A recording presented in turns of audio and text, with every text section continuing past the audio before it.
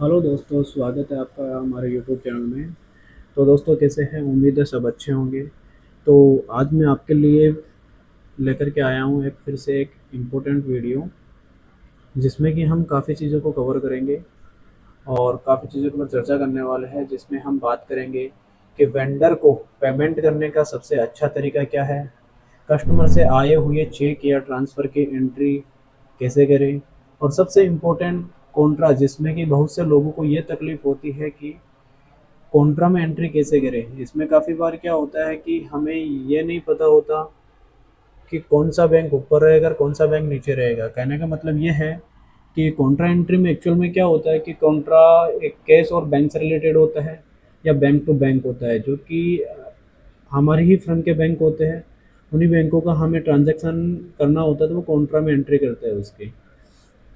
तो इसमें लगभग लोगों को ये दिक्कत होती है कि कॉन्ट्रा में चले जाते हैं, उसके बाद में ये नहीं पता होता है कि भाई अभी एंट्री कैसे करें। क्योंकि पेमेंट में हमें पता होता है, रिसिप्ट में पता होता है, लेकिन कॉन्ट्रा में सबसे बड़ा इशू होता है। और इसके बाद में हम चर्चा करेंगे कि एडजस्टमेंट में भी बहुत सारे इशू होते हैं। एडजस्टमेंट में क्या इशू होता है कि हम कोई भी एंट्री करने जाते हैं तो वो वहाँ पे अगेंस्ट में शो नहीं करता है काफ़ी बार। तो वो क्यों नहीं करता है, उस विषय में हम बात करेंगे अभी। तो दोस्तों, सबसे पहले हम बात कर लेते हैं कि रिसिप्ट की एंट्री कैसे करते हैं। रिसिप्ट की एंट्री करने में काफ़ी बड़ा इशू होता है।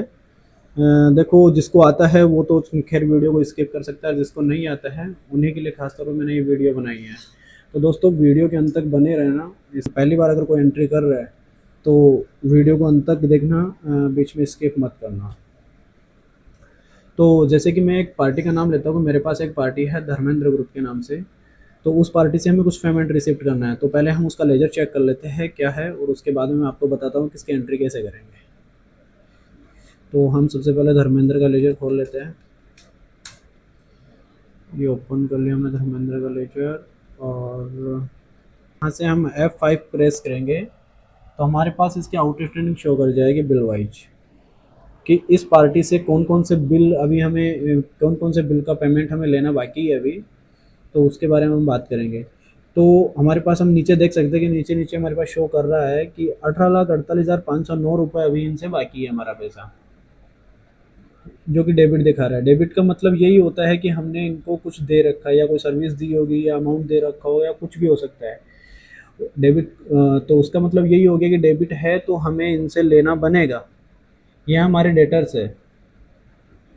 तो अगर सपोज करो कि इन्होंने हमें 2 बिल का पेमेंट किया, ऊपर वाले 2 बिल का, तो यहाँ से मैं बिल को सेलेक्ट करने के लिए सबसे पहले क्या करूँगा, इसके डायरेक्ट एंट्री में बता देता हूँ आपको, कि जैसे उन्होंने अपने को 2 बिल का पेमेंट किया, तो मैं इस एंट्री के ऊपर जाऊँगा 105 वाली पे एंट्री पे, और यहाँ पे जाकर के मैं स्पेस बटन टाइप करूँगा तो ये एंट्री सेलेक्ट हो जाएगी। ऐसे ही करके मैं 20 जुलाई वाली इस एंट्री को सेलेक्ट कर लेता हूँ। अब आप देख सकते हो कि ऊपर ही ऊपर मेरे पास ये यहाँ पे देखिए ये शो कर रहा होगा कि बिल सेलेक्टेड, 2 बिल सेलेक्ट हो चुके हैं, और उसके अंदर उनका अमाउंट है 2,08,839, 2,08,849 रुपये।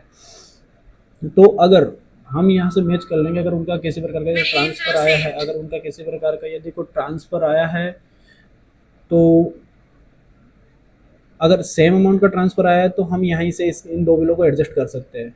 और अगर उसका अगर पूरा पेमेंट आ गया 18,48,509 रुपये, तो हम यहाँ से सभी बिलों को सिलेक्ट करके देख लेते हैं। तो ऊपर आप देख रहे होंगे कि यहाँ से अमाउंट बदलता जा रहा है, और अमाउंट होकर के 18,48,509 रुपये हो चुका है।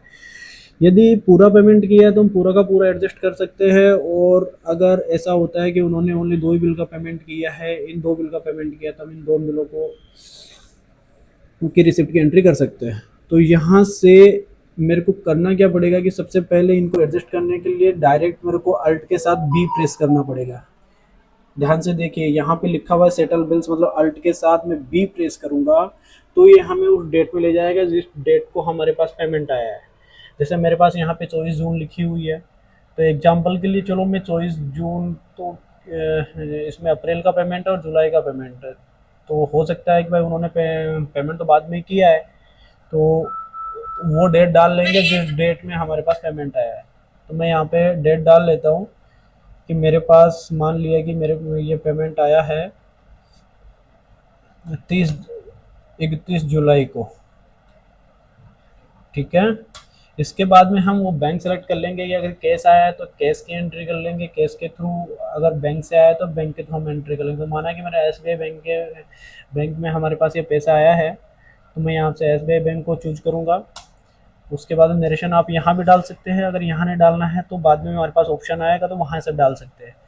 देखो अभी ये एंट्री कैसे होगी, बिल्कुल शॉर्ट तरीके से होगी। हमें ना कोई अमाउंट डालना पड़ा है, ना हमें और कुछ करना पड़ा है। सीधा डायरेक्ट यहाँ से जाएंगे, एंटर करेंगे। ये देखो अमाउंट अपने आप इसने कैच कर लिया है, एडजस्टमेंट इसने अपने पास ले लिया है।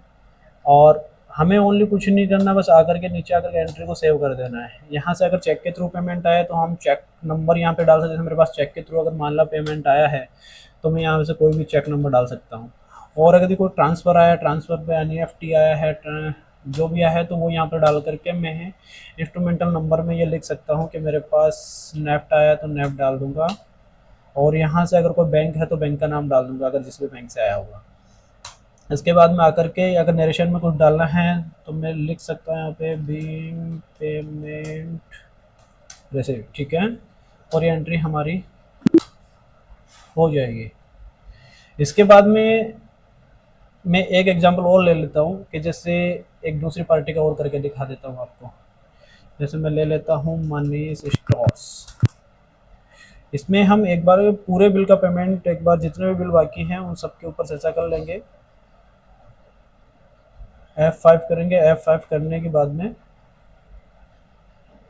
यहाँ से हम सभी पेमेंट की बात कर लेंगे कि माना कि उसने मेरे को सभी बिलों का पेमेंट कर दिया 9,48,150 रुपये। तो यहाँ से आने के बाद देखना मैं फिर से वही प्रोसेसिंग करूँगा। एक बार सेलेक्ट करना है, फिर अल्ट के साथ बी प्रेस करना है और यहाँ से डेट डाल लेनी है।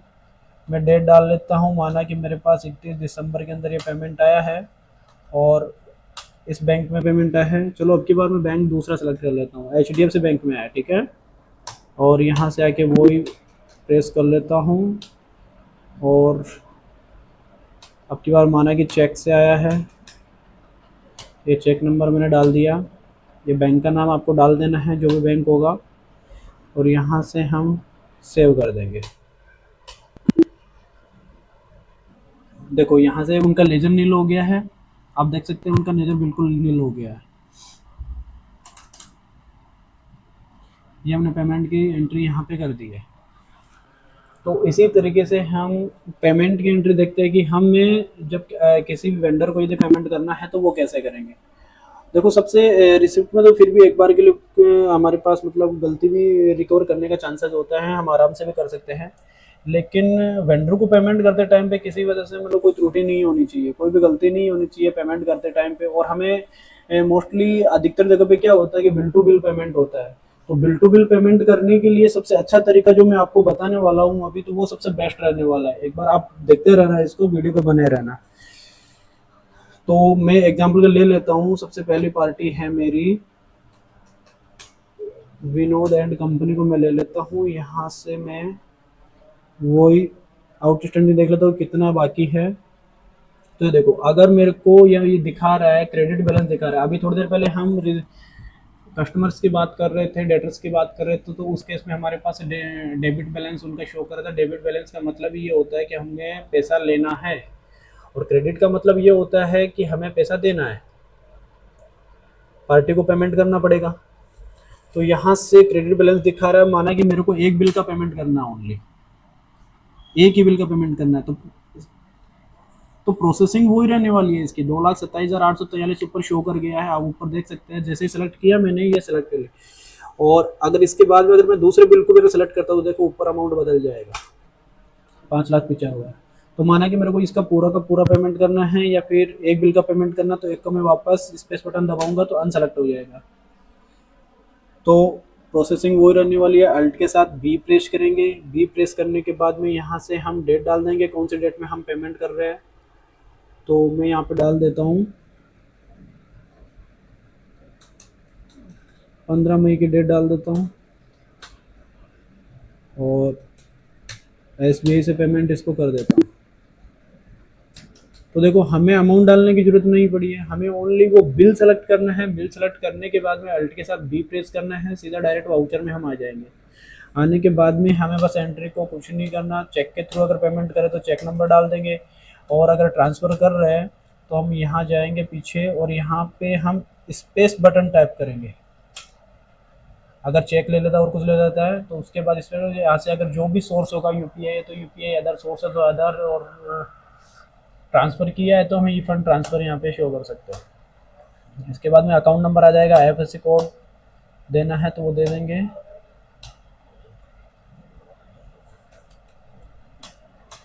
और आकर के एंट्री को सेव कर दें।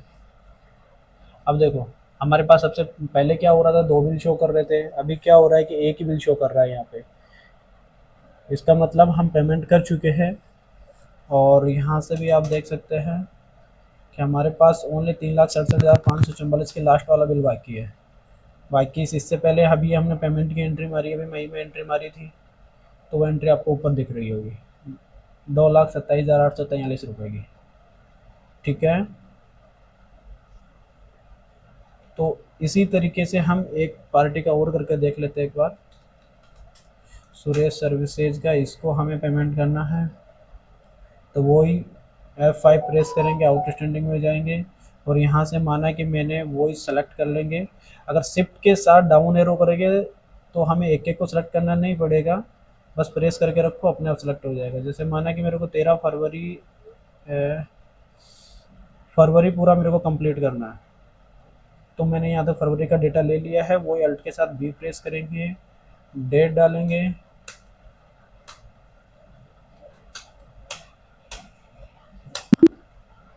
ये देखिए हमें ऑटोमेटिकली यहाँ पे सब अगेंस्ट में हो चुका है, हमें कोई एडजस्टमेंट करने की अलग से ज़रूरत नहीं पड़ी है, एंट्री अपने आप हो गई है। यहाँ पे हमें ओनली यहाँ पे बस ये डिटेल देनी होगी कि चेक के थ्रू पेमेंट हो रहा है। जैसे माना कि मैंने अब की बार ये तो यूपीआई के थ्रू पेमेंट किया है, तो यहाँ पे यूपीआई आईडी, अकाउंट नंबर वो सब डाल देंगे और नीचे आकर के एंट्री को सेव कर देंगे।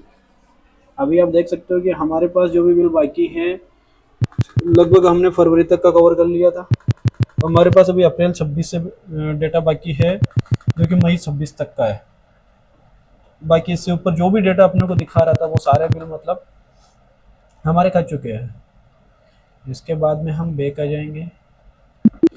अब सबसे बड़े टॉपिक के ऊपर हम बात कर लेते हैं, जिसके ऊपर लगभग लोगों को कन्फ्यूजन बनी रहती है कि कॉन्ट्रा में एंट्री कैसे करते हैं।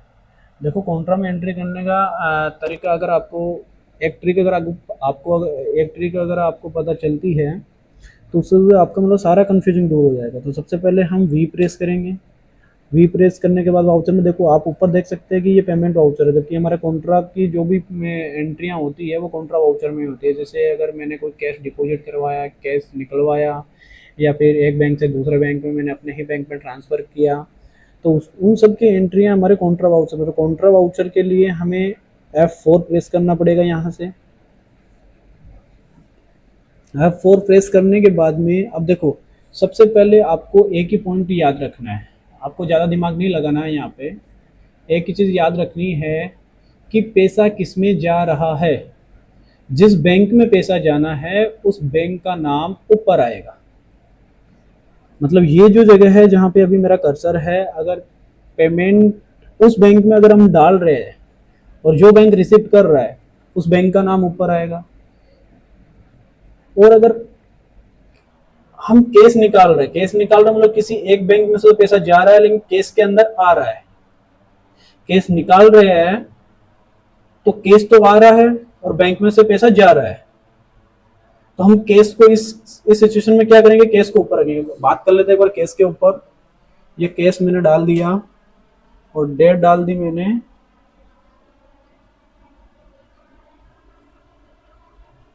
डेट डाल देता हूँ यहाँ पे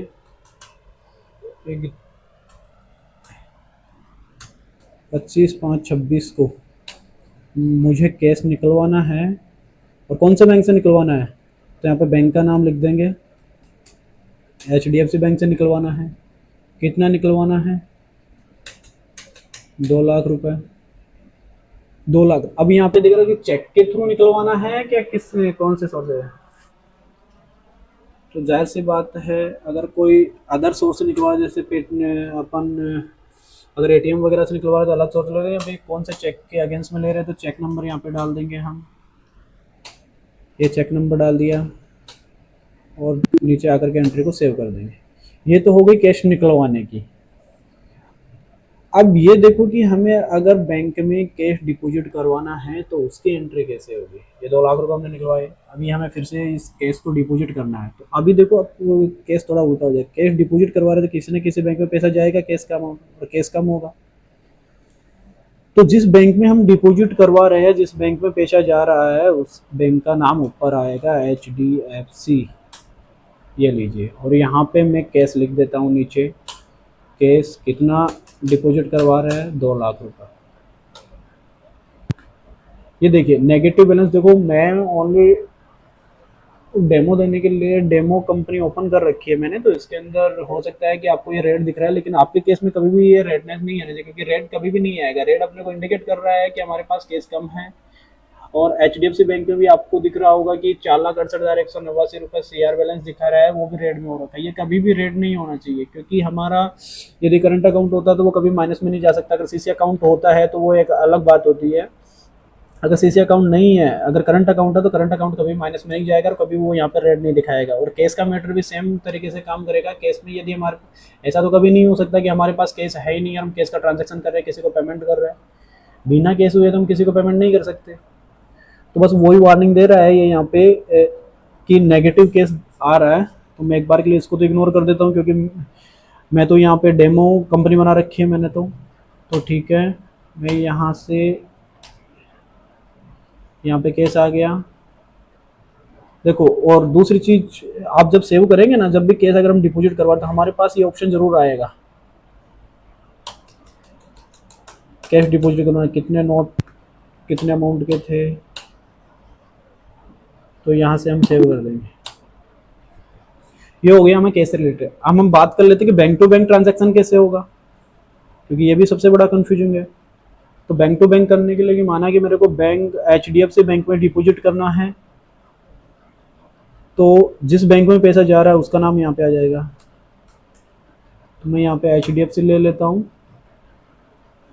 और उसके बाद में कौन से बैंक से पैसा जा रहा है, तो दूसरा बैंक में ले लेता हूँ। SBI बैंक से मेरे को पैसा डालना है, तो यहाँ पे मैं 2 लाख रुपए ले लेता हूँ। सॉरी, 20 लाख हो गया।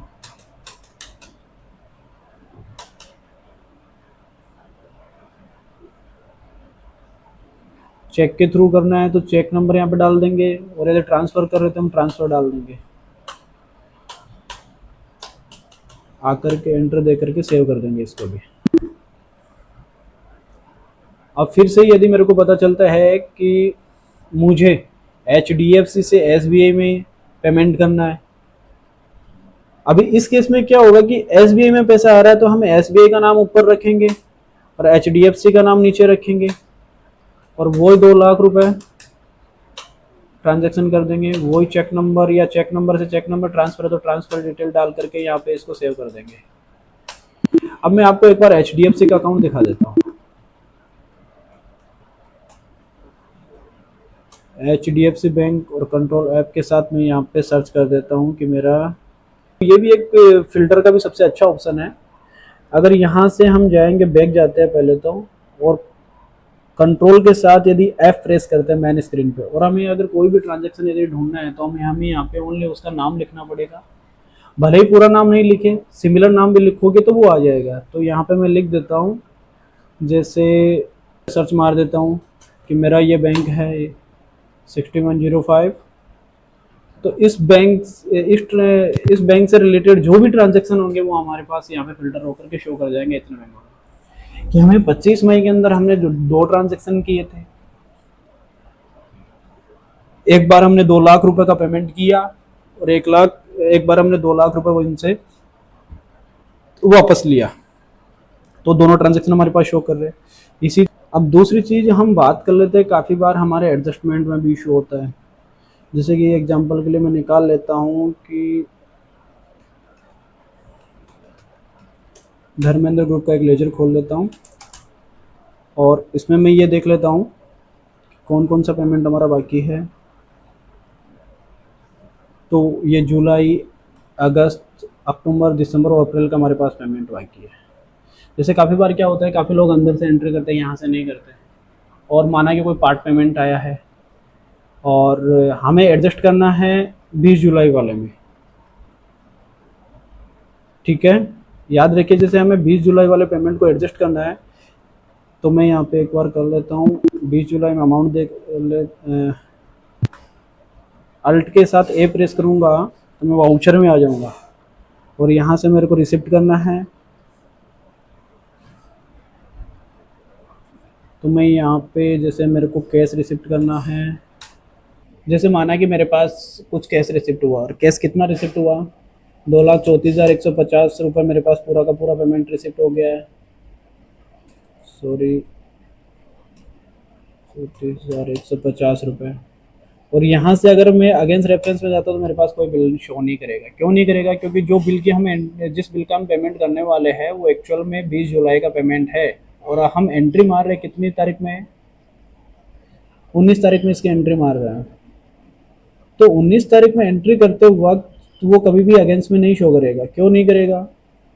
क्योंकि वो बिल ही जनरेट 20 जुलाई को हुआ था, तो उससे पहले वो अगेंस्ट में शो नहीं करेगा। इसके लिए आपको एक ही तरीका अपनाना पड़ेगा, या तो इसको आप एडवांस में छोड़ सकते हैं, और जब उस बिल की अगर आप एंट्री करते हो तो वहां से जाकर के हम इसके सामने अगेंस्ट करके इसको एडजस्ट कर सकते हैं। अगर वैसा नहीं करना है तो आप यहाँ पे डायरेक्ट उस बिल वो बिल जिस नंबर का वो बिल था वो बिल नंबर यहाँ पे डाल दीजिए, ये ऑटोमेटिक जाके एडजस्ट हो जाएगा। अभी आप देख सकते हैं कि वो बिल यहाँ से गायब हो चुका है, 104 नंबर का वो बिल गायब हो चुका है। और उसी केस में यदि मैं अभी मैंने ये वाली एंट्री मारी थी 19 अप्रैल को, एक बार के लिए मैं इसको ऑन अकाउंट में कर देता हूँ, और इसकी डेट को भी एक बार के लिए मैं 20 जुलाई कर देता हूँ, ठीक है, और सेव कर देता हूँ। अभी आप देखिए वो बिल फिर से खड़ा हो गया होगा 104 नंबर, लेकिन जो अभी हमने एंट्री मारी ऑन अकाउंट है वो एंट्री यहाँ पे शो कर रही है। अभी मेरे को इसको एडजस्ट करना है। अभी ये मेरे को अगेंस्ट में दिखा, क्यों दिखेगा? क्योंकि अभी मैंने इसको 20 जुलाई में ले लिया है इस बिल को, ये देखिए ये 20 जुलाई में ले लिया है। अभी वही एंट्री है, बस ओनली डेट का फ़र्क है। अभी मैं अगेंस्ट में जाऊँगा तो यहाँ से मेरे पास शो कर रहा है 2,34,150 ये बिल खड़ा हुआ। तो यहाँ से मैं इसको एडजस्ट करके बाहर निकल जाऊँगा। ये लो, फिर से कट गया। ये इशू लगभग सबके सामने आता है, और ये इशू खास तौर पे तभी आता है जब कोई भी बिल, या तो देखो क्या होता है कि एडवांस में हमारे पास पेमेंट किया हुआ है। जैसे एग्जांपल के लिए मैंने माना है कि ये जो कैश मेरे पास रिसिप्ट हुआ है, ये 2,34,150 कैश रिसिप्ट हुआ है। चलो मैं दूसरी एंट्री करके दिखा देता हूँ। एंट्री को कॉपी करने के लिए अल्ट के साथ 2 प्रेस करेंगे तो सेम एंट्री मेरे पास हो जाएगी। वो एंट्री ऑलरेडी पहले से है, लेकिन जब भी जो एंट्री अभी आप अपने सामने देख रहे हैं वो एंट्री उसकी कॉपी एंट्री है। अभी हमें यहाँ पे ओनली इसका अमाउंट चेंज करना है। मैं कर लेता हूँ 10 लाख रुपया मेरे पास रिसिप्ट हुआ, और मैं इसको एडवांस में डाल देता हूँ। जैसे मैंने एडवांस में डाल करके इसको शो कर दिया।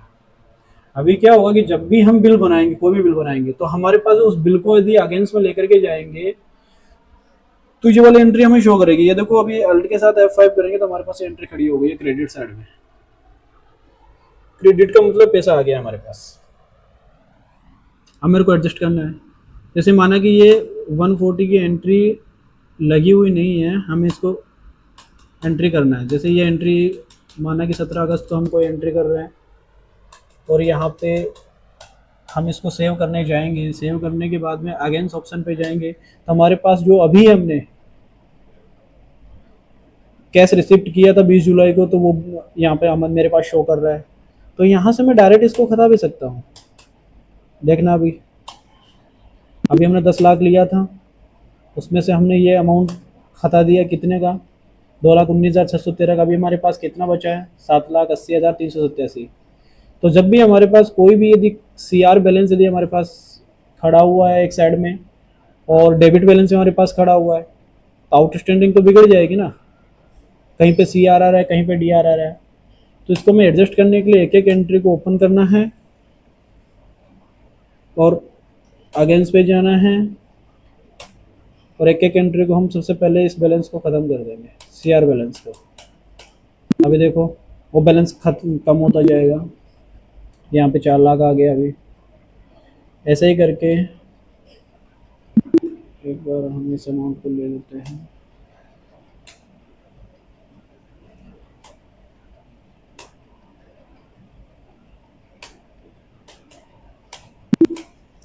अभी देखिए कितना बैलेंस बचा होगा मेरे पास, 1,43,000 रुपये।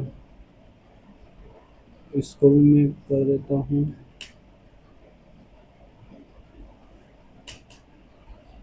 ये भी हो गया। अब मेरे पास बचा है 1,06,890 रुपये। इसको भी अगर मेरे को एडजस्ट करना है, यहाँ पे ध्यान देने वाली बात है, यहाँ पे हमारा बिल है कितने का, 2,56,200 रुपये का, किंतु एडवांस में कितना आया हुआ हमारे पास, 1,06,890, इतना ही बचा है, बाकी सब एडजस्ट हो चुका है। तो सबसे पहले मैं इसको एडजस्ट कर लेता हूँ।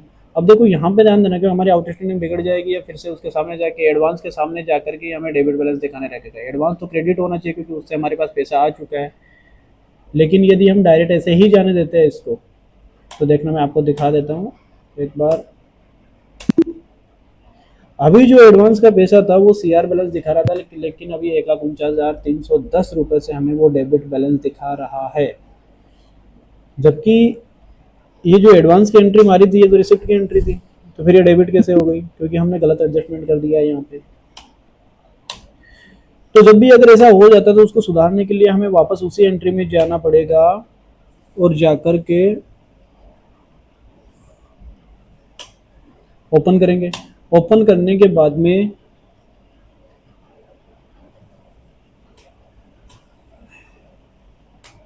अगेंस्ट 500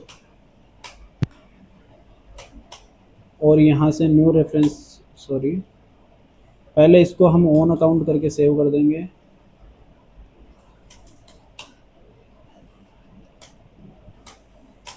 ये सेव कर दिया।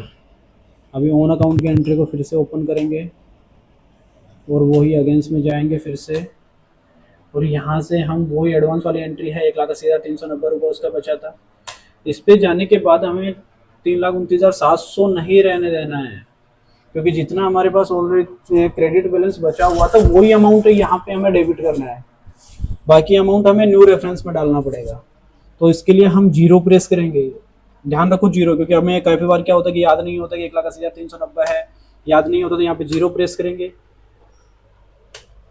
और एस्केप करेंगे। एक बार एस्केप का नाम आके बैक करेंगे, शिफ्ट के साथ टैब बटन दबा करके, और फिर से एंटर करेंगे।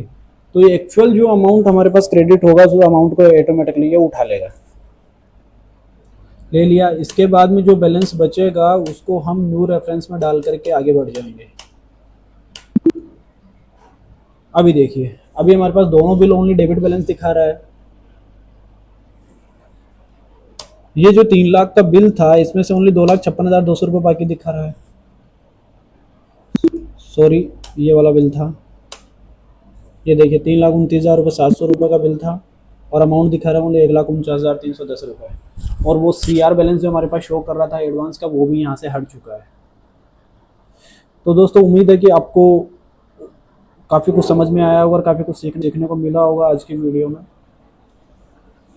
हमारी वीडियो अगर आपको पसंद आई हो और काफ़ी कुछ सीखने को मिला हो तो वीडियो को लाइक करें, चैनल को सब्सक्राइब करें, बेल आइकन दबाना नहीं भूलें। तो दोस्तों ऐसे ही मैं आपके लिए और भी मज़ेदार ट्रिक और टिप्स लेकर के आऊँगा, उसके लिए आप चैनल पर बने रहिए।